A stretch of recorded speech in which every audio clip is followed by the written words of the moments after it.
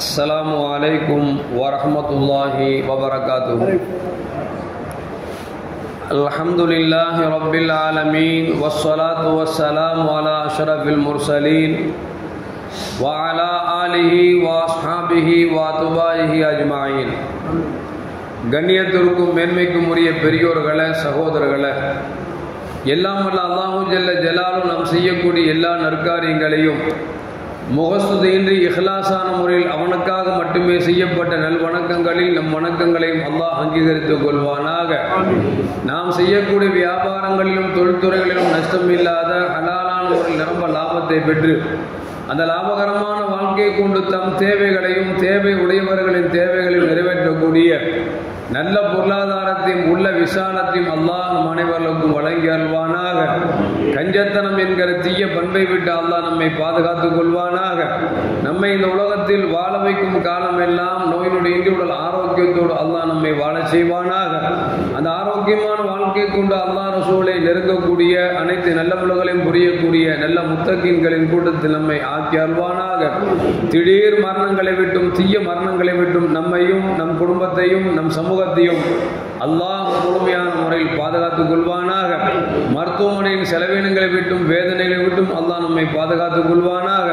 நம்மில் யாரெல்லாம் நோயால் பாதிக்கப்பட்டு வீடே கதி என்றும் ஆஸ்பத்திரியை கதி என்றும் அல்லல் பட்டும் அவதியுற்றும் இருக்கிறார்களோ அவர்கள் இருப்பதென்று சொன்னால் அவருடைய ஆயுளை அல்லாஹ் ஆரோக்கியத்தோடு நீளமாக்கி தருவானாக. அவர்கள் இறப்பது சிறந்தது என்று சொன்னால் நல்ல முறையில் அல்லாஹு ஜல்ல ஜலாலுடைய உயிர்களை உடலை விட்டு பிரிய செய்வானாக.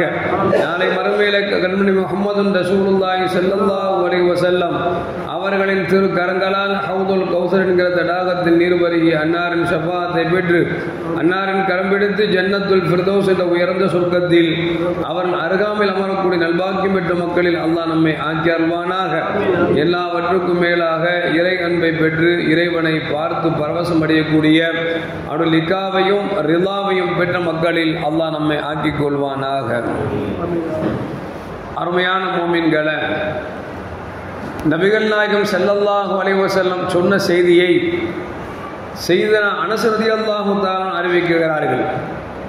கால ரசூலுல்லாஹி ஸல்லல்லாஹு அலைஹி வஸல்லம் இதா இஸ்தஹலத உம்மத்தி சித்தன், என் சமூகம் 6 விஷயங்களை ஹலாலாக்கினால் அவர்கள் வேதனையை அவர்கள் பக்கம் எதிர்பார்க்கட்டும் என்று பெருமானார் ஸல்லல்லாஹு அலைஹி வஸல்லம் சொல்றார்.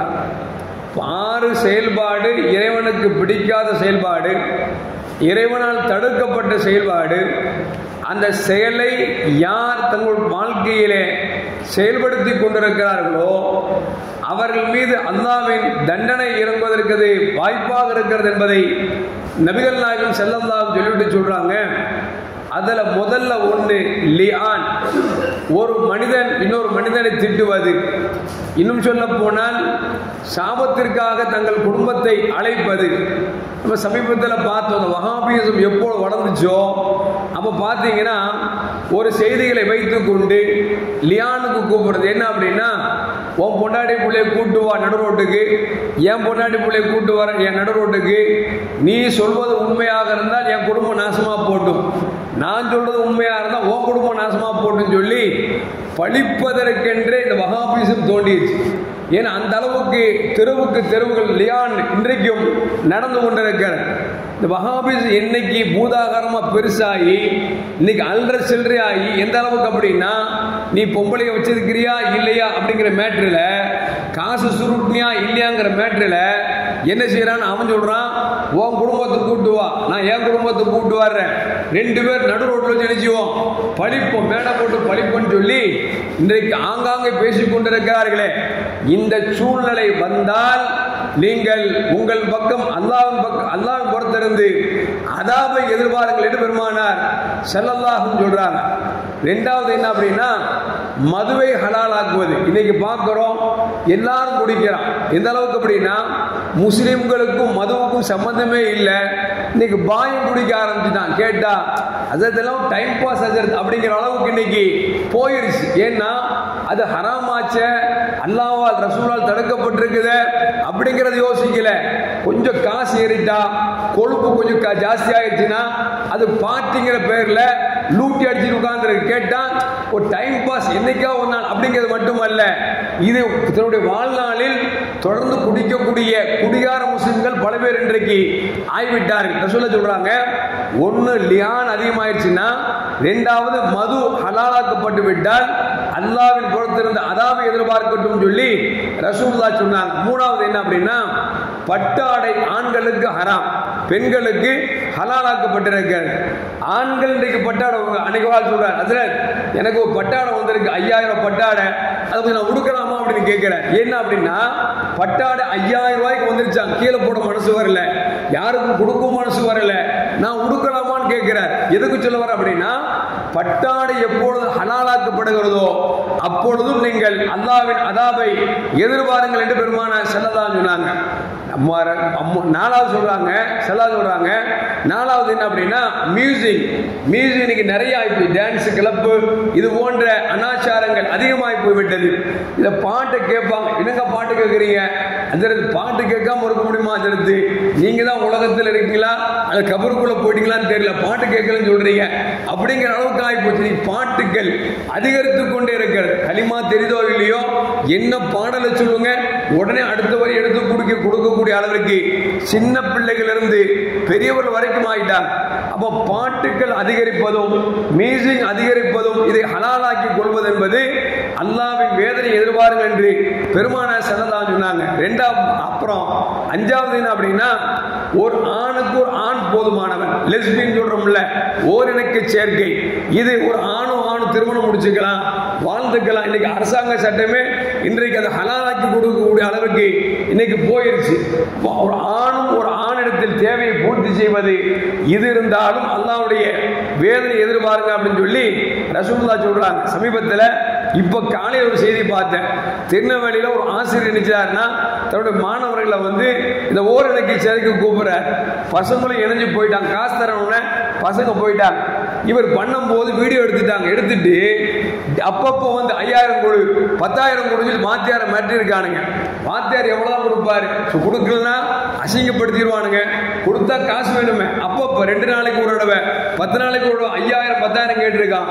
வாத்தியார் பார்த்துக்கார், போட்டு என்னடா ஒரு தடவை கூப்பிட்டு செஞ்சோம், இவன் அப்பப்போ காசு கேட்கிறான்னு சொல்லி போலீஸ்ல கம்ப்ளைண்ட் கொடுத்து இப்போ அந்த 4 சிறாரையும் பிடிச்சிட்டாங்க அப்படின்னு சொல்லி தகவல். எதுக்கு சொல்ல வர்றேன் அப்படின்னா, ஒரு ஆணிடத்தில் புணர்ச்சி செய்வது, அதை ஹலாலாக்கி கொள்வது, இது ஒரு கேவலமான விஷயம் என்பது மட்டுமல்ல, முன்னால் சமூகம் அழிக்கப்பட்டதற்கு இதுவே மிகப்பெரிய காரணம் என்பதை குர்ஆன் நமக்கு சொல்லி காட்டுகிறது. ஒரு ஆணுக்கு போதுமானவன் என்று ஹலாலாக்கி கொள்வதும் இறை தண்டனை எதிர்பார்க்கட்டும் என்று பெருமானார் ஸல்லல்லாஹு அலைஹி சொன்னாங்க. ஆறாவது என்ன அப்படின்னா, ஒரு பெண்ணுக்கு போதுமானவள். அப்ப பார்க்கணும், கேரளால ஒரு பெண்ணும் திருமணம் முடிச்சுக்கலாம் சொல்லி கோர்ட்டு தீர்ப்பு கொடுக்கிறான். அப்போ ஒரு பெண்ணும் தீர்ப்பு சுகம் கொள்ளலாம் என்று சொல்லி என்றைக்கு ஹலாலாக்கி கொள்கிறோமோ அப்பொழுதும் ரசூலுல்லாஹ் சொல்றாங்க, அல்லாஹ்வின் அதாவை எதிர்பாருங்கன்னு சொல்லி. இதெல்லாம் நடக்குதா இல்லையாங்க? எல்லாம் நடந்துட்டு இருக்குது. அல்லாஹ்வுடைய வேதனை மட்டும் இறங்காம இருக்குன்னா, யாரோ புண்ணியவான் வாழ்ந்துட்டு இருக்கிறாங்க, நல்லோர்கள் வாழ்ந்து கொண்டிருப்பதா சொல்லுவாங்கல்ல, நல்லோருக்கும் பெய்யும் மழை எல்லோருக்கும் என்று சொல்வார்கள். அந்த ரீதியில ஏதோ நல்லவர்கள் வாழ்ந்து கொண்டிருப்பா நம்ம தப்பிச்சுட்டு இருக்கிறோம். அல்லாஹ்வுடைய கோபப்பட என்னைக்கு அதிகமாகும் தெரியாது.